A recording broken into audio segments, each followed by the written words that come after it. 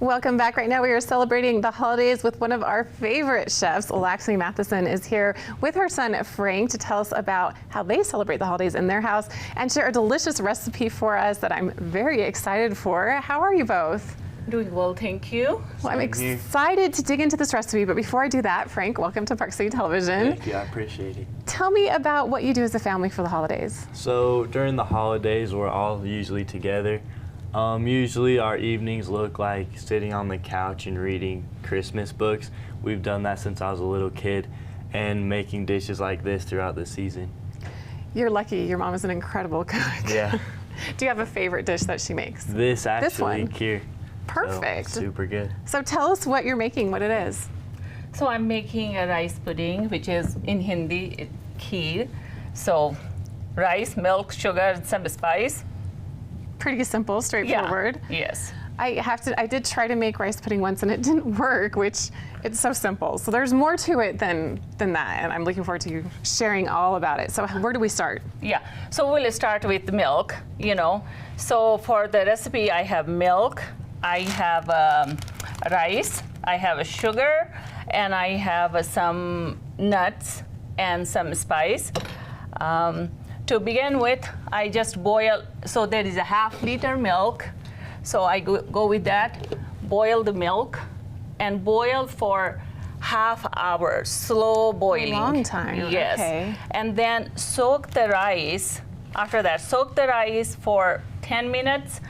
And this rice is specific, made for rice pudding. So, it's a fine rice. If you What's see. it called? It's just the rice. Rice, we usually use for the kheer, for the rice pudding. And if you see, the grain is so small.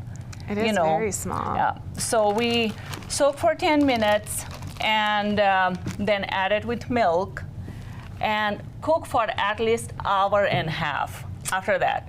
So slow cooking, and so rice dissolves in the milk, and milk kind of thickens up, so it gets both together.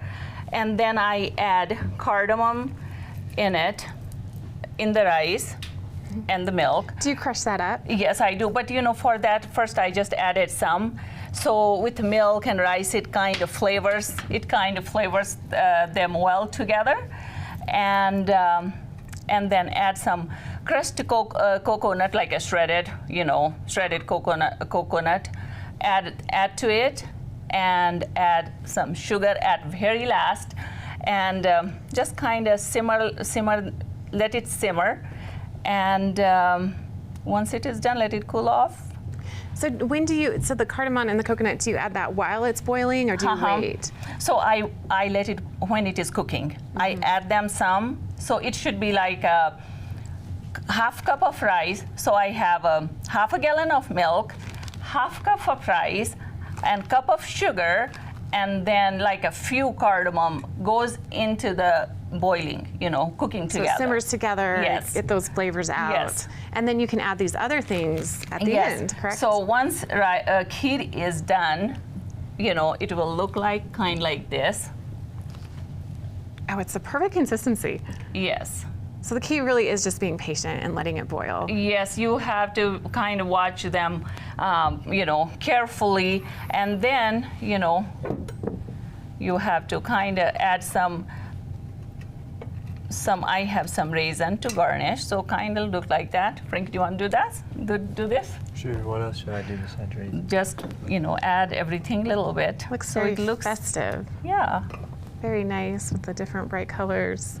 So there is the pomegranate to garnish it with, and coconut is so, always love coconut because it gives a good flavor, and cardamom, when, usually I, crush them, and if not, usually I have crushed, but I forgot to crush it. So it is kind of like that. Add some more pomegranate, and it looks very festive. And the cardamom have such a good flavor. It looks, it smells so good. So, and then there it is. And this is something you grew up having for the holidays specifically? Yes.